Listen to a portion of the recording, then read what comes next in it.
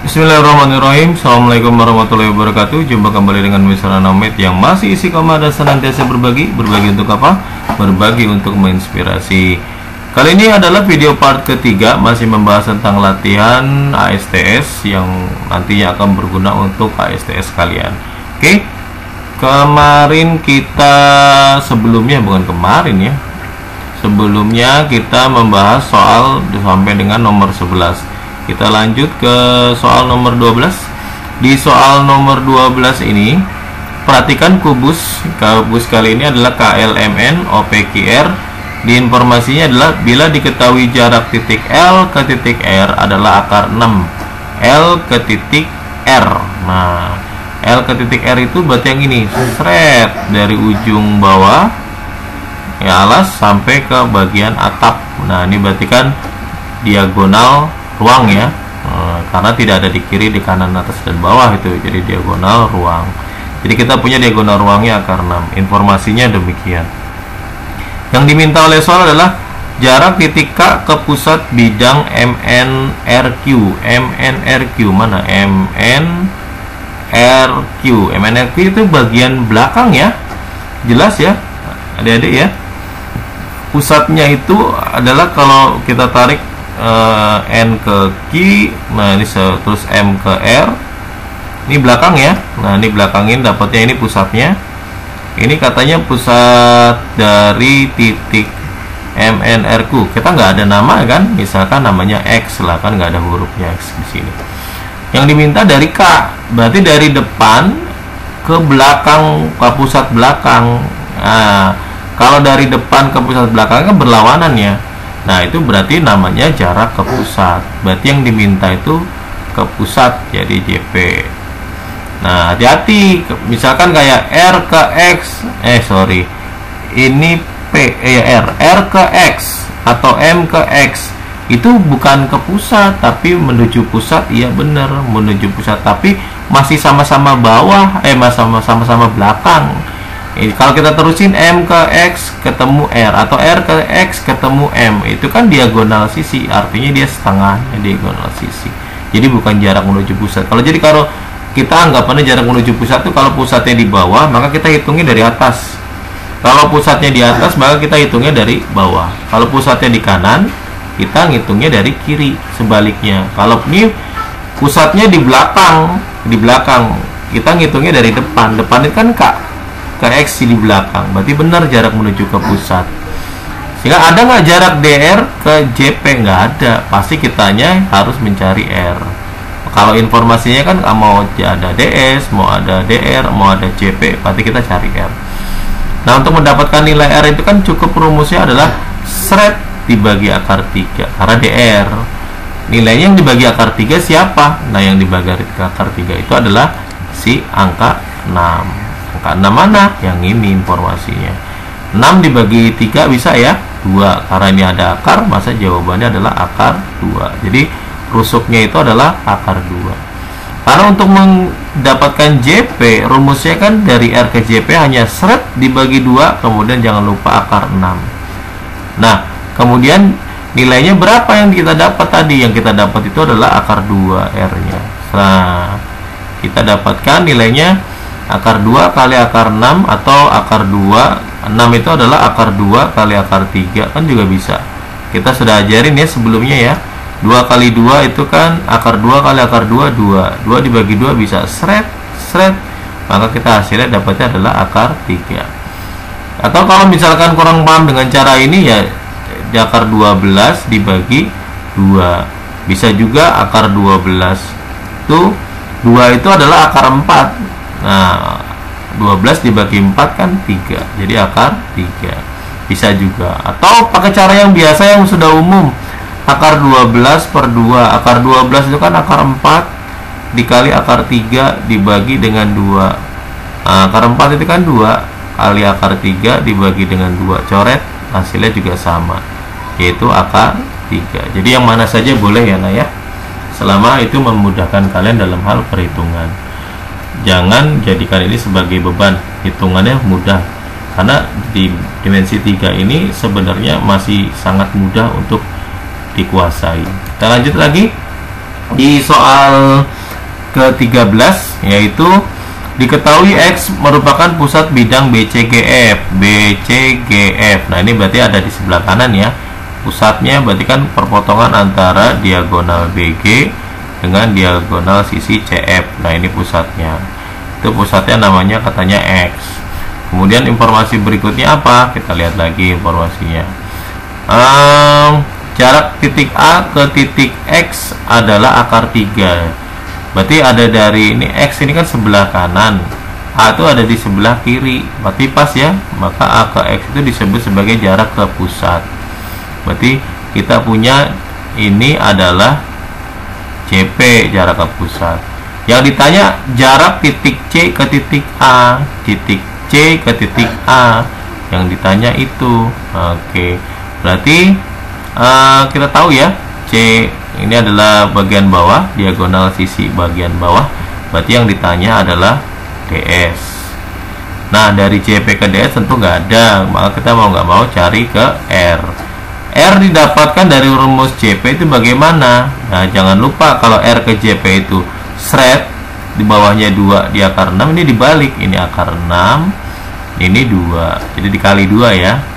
Siapa yang dikali dan dibagi akar 6 tadi atau itu? Ya, tentunya adalah akar 3. Nah, ini bisa sederhana ini. Seret. 6 bagi 3. Yang gede kan di bawah, maka jawabnya akar 2 di bawah. Maka kita bisa peroleh tinggal 2 per akar 2. Nah, ini diajarkan ya, sudah Bapak ya. 2 dibagi 2, 1 nggak perlu tulis. Akar 2-nya naik. 1 kan nggak perlu ditulis. Jadi jawabannya adalah akar 2R-nya. Itu sudah ada. Lalu apa berikutnya? Kita lanjutkan R ke DS, karena yang ditanyain C ke A itu adalah DS. Berarti kan tinggal akar 2 saja. Nah, dikali akar 2 kan? Yang dikali akar 2 siapa? Ya tadi, nilai R tadi. Berapa? Akar 2. Sehingga kita peroleh akar 2 kali akar 2 ya 2. Kan akarnya hilang. Yang kita dapat, maka jarak titik C ke titik A adalah 2. Kita lanjut ke soal nomor 14.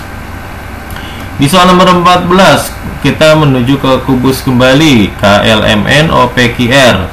Diketahui P ke titik A, P ke A, sedangkan A nggak ada, tapi A merupakan pusat bidang alas dan merupakan perpotongan KM. Berarti yang ini, berarti di bawah. Ini di bawahnya disebutnya A. Seret hitam itu adalah A. Ya, itu yang dicari. Kemudian kita lihat, nih kita warnain biar jelas. Seret. Nah, itu titik A. Yang ditanya P ke A. Nah, berarti yang ini seret. Nah, P ke A bukan ditanya, yang informasinya P ke A itu ternyata jarak pusat. Yang ditanyanya apa? Tentukan jarak titik N ke P. N ke P yang mana? Ini N, ini P. Berarti dari ujung bawah ke ujung atas. Berarti itu diagonal karena dia miring dan tidak ada di kiri kanan, maka diagonal ruang. Berarti dari JP ke DR. Berarti mau nggak mau kita cari huruf R kan? Nah, cari R berarti kan dibagi, bukan dibagi 2, tapi dibagi akar 6 dikali 2. Siapa yang dibagi dan dikali itu tadi? Ya ini 8 akar 2, tulis 8 akar 2. Sederhanain. Akar 2 dengan akar 6 berarti dapatnya akar 3. Sehingga kita bisa peroleh nilainya 8 kali 2 16 per akar 3. Dapat 16 per akar 3 kan 16 bagi 3. Berarti 16 bagi 3. Enggak ada hasilnya. Enggak bulat maksudnya ya. Kemudian akar 3-nya naik. Nah, kalau yang biasa merasionalkan ya silakan saja, bisa dirasionalkan, nggak masalah ya. Tapi kalau misalkan mau pakai cara ini silakan. Ini adalah yang kita peroleh nilai R. Dari R menuju ke DR. DR itu kan hanya dikalikan dengan akar 3.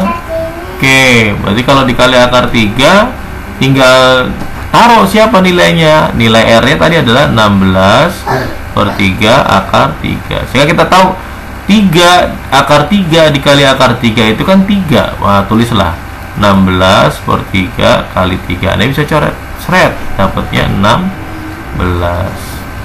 Itu. Kita lanjut ke soal berikutnya. Soal nomor 15. Perhatikan gambar kubus di bawah ini. Kubusnya adalah kubus ABCDEFGH ya. Jarak titik H ke garis BF. Nah, ini berarti sudah masuk ke ranah jarak titik ke garis ya, jarak titik ke garis. Kalau tadi sebelumnya adalah jarak titik ke titik gitu ya. Oke, kita lanjutkan. Jarak titik H ke garis BF. Berarti ingat ya, kalau menentukan jarak titik ke garis itu adik-adik harus paham konsep L dan konsep T yang Bapak sudah ajarkan.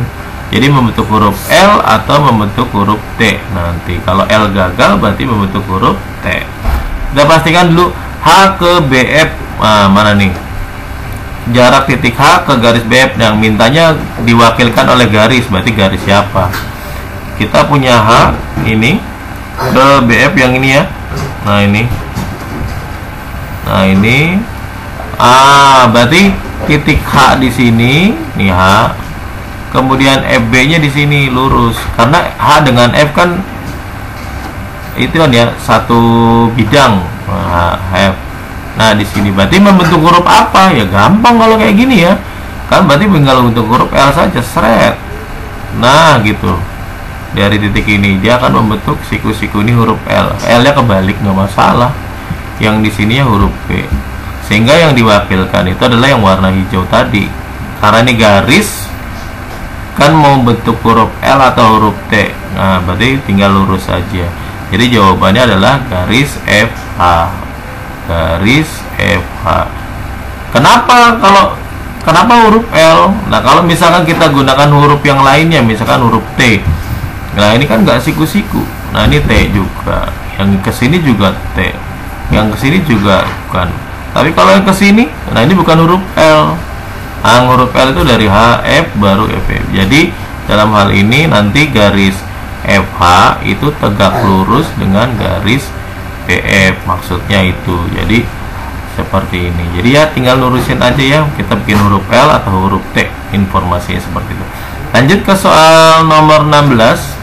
Perhatikan kembali kubus KLMN OPQRS bila diketahui titik K ke titik Q, dari K ke Q, berarti dari ujung sini sampai ujung sana. Jadi itu adalah diagonal ruang ya.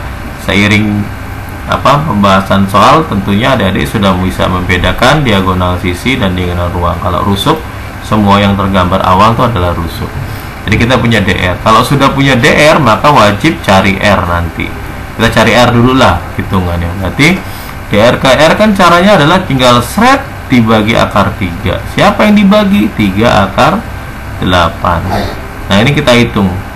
Nah kemudian akar 8 bagi akar 3 tentu nggak bisa. Maka 3 dibagi akar 3. 3 dibagi akar 3 kan 1. 3 dibagi 3 dulu 1. Akar 3 naik. 1 nggak perlu tulis.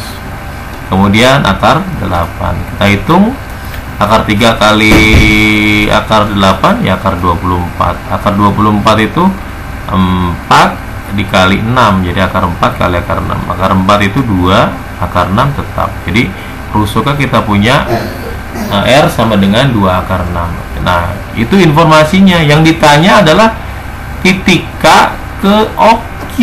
Nah, titik K mana? Titik K yang ini. OQ, mana OQ? Ternyata ini OQ. Nah, garisnya seperti ini. Nah, jadi bentuk huruf L ya. Gampang ya kalau ini ya, kelihatan ya. OQ lurus. Ini OQ. OQ lurus. Kemudian titik K ada di bawahnya persis dari O. Kan bikin huruf L berarti kan kalau kayak gini. Kalau gini kan gampang sekali ya. Kita bikin huruf. Nah, tinggal tarik saja. Seret. Nah bentuk huruf L dia siku-siku. Nah inilah yang dimaksud. Siapa OQ? Oh OQ ternyata rusuk. OQ ternyata rusuk. Ya rusuk kita sudah punya. Ya berarti jawabannya 2 akar 6. Oke, kita lanjut ke soal berikutnya yaitu soal nomor 17. Nanti kalau cepatan diulang-ulang lagi aja ya nak ya. Ya perhatikan gambar kubus di bawah ini. Diketahui jarak titik B ke titik E. Nah, informasinya B ke titik E, berarti yang ini B ke titik E. Oh, ternyata dia diagonal di sisi depan. Nah, karena dia ada di sisi depan, maka dia diagonal sisi depan atau diagonal sisi. Kalau ada diagonal sisi berarti langsung nyari R. Fokus cari R dulu. Ayo kita cari R. Dari DS berarti tinggal seret akar 2. Karena dari DS ke R dibalik ya. Siapa yang dibagi? Ya 8 akar 5. Kita hitung nilai R-nya berapa. 5 akar, kan kalau yang dihitung kan akar dulu dengan akar biasanya biar memudahkan. Kalau misalkan hasilnya nggak ada, ya berarti pakai angka sebelahnya. 8 dibagi akar 2 berarti 8 dibagi 2 4. Akar 2 nya naik. Jangan lupa temennya diikutin. Siapa temennya dari awal? Akar 5. Sehingga kita bisa peroleh nilai R sama dengan 4. 2 kali 5 10, jadi akar 10. Jadi kita sudah punya rusuk 4 akar 10. Baru kita cari apa yang ditanyakan. Titik D ke garis EG. D nya itu di belakang, EG nya ini di sini. Nah, EG. Oke. Yang ini kita hapus dulu biar kelihatan. Nah, kalau sudah demikian, apa yang cari tahu? Kita coba cari tahu. Logikanya pikirnya begini. Nah, ini logika berpikir aja ya. Jadi kayak misalkan titik D ke garis EG. Jadi kan nanti jawabannya pasti ada D siapa gitu. Nah, kita cari tahu kemungkinannya D ke E, maka dari garis DE. Kemudian satu lagi D ke G, berarti garis DG. Cari tahu siapa dia. Siapanya ini D ke E, cari D ke E. Dia ke itu kan diagonal sisi. D ke G pun diagonal sisi. Kalau sama-sama diagonal sisi bukan jawaban. Berarti jawabannya itu ada di antara E dengan G. Bilangan apa yang ada di antara E dengan G? Kalau kita potong set, ada titik sini. Nah, titiknya itu biasanya kalau misalkan udah nggak ada, di bawah nggak ada huruf apa, berarti boleh dimulai dari huruf O atau huruf P atau huruf yang lainnya pun nggak masalah. Nah, kata kita sudah terbiasa P di atas, ya pakai huruf P. Nah, yang dimaksud dalam soal yaitu jarak titik D ke garis EG itu adalah D ke pusat, membentuk huruf T, hijau kemudian merah. Jadi membentuk huruf T ya. Nanti ini siku-siku gitu, untuk huruf T nya lurus tengah-tengah. Jadi nah gitu ya D ya, karena D ke E adalah diagonal sisi, D ke G diagonal sisi, maka kita ke tengah-tengahnya kita. Nah, jadi jawabannya adalah DP. Nah, DP itu ada siapa? DP ternyata JP. Berarti dari R menuju ke JP. Rumus R sudah kita cari. Rumus dari R ke JP kan cuman dibagi 2, terus red, terus akar 6. Siapa angkanya? Ya angkanya yang tadi, yaitu 4 akar 10. 4 akar 10 kita hitung. 4 dibagi 2 bisa dapatnya 2 ya. Jadi 2, kemudian akar 60. Nah, ini sederhanain. 60 itu 4 dikali 15, jadi akar 60 akar 4 kali akar 15, berarti 2 kali 2 kali akar 15, sehingga kita bisa peroleh nilainya adalah 4 akar 15. Biasanya rumus yang bisa digunakan, angka yang bisa digunakan tuh angka 4, karena 4 itu 2 kali 2, 3 kali 3 nya 9, 4 kali 4 nya 16, 5 kali 5 nya 25, dan seterusnya ya. Ini sudah dijelaskan. Atau juga mungkin kalau ada dia punya referensi lain, misalkan mau akar 60 berapa sih Pak? Akar 60 kan perkalian 60 saja. 60 kan adik-adik taunya hanya akar 6 kali akar 10. Jadi balik lagi ya. Nah, 6 ini sederhananya lagi, 6 sama 10 kan nggak ada yang sama. Berarti 6 itu 2 kali 3. Kemudian 10 itu 2 kali 5. Jadi akar jangan lupa ditulis. Ternyata kita ngitung kok ada yang sama. Nih sama-sama 2 akar 2 ya. Berarti akar 2 kali akar 2 2. Yang nggak sama akar 3 dengan akar 5, berarti akar 15. Sama nih jawabannya ya. Kok nggak sama Pak? Ini 2 akar 15 ya. Katanya akar 2 nya kan nggak ditulis. Kalau seandainya 2 nya ditulis, misalkan Bapak nulis 2 di sini, Berarti ini kan 2 terakhir, 2 kali 2 4, 4 akar 15, sehingga hasilnya akan sama. Itu ya, Nak ya. Oke, demikian pembahasan kita di video part ketiga ini. Semoga bermanfaat, semoga menginspirasi. Terima kasih. Bila taufiq wal hidayah. Wassalamualaikum warahmatullahi wabarakatuh. Misalnya berbagi untuk menginspirasi.